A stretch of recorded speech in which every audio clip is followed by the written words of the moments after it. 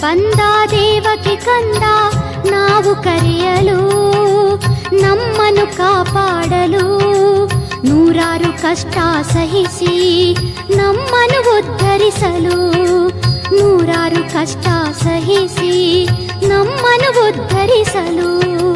ಭೂಮಿಗೆ ಬಂದ ದೇವಕಿ ಕಂದ ನಾವು ಕರೆಯಲು, ನಮ್ಮನ್ನು ಕಾಪಾಡಲು.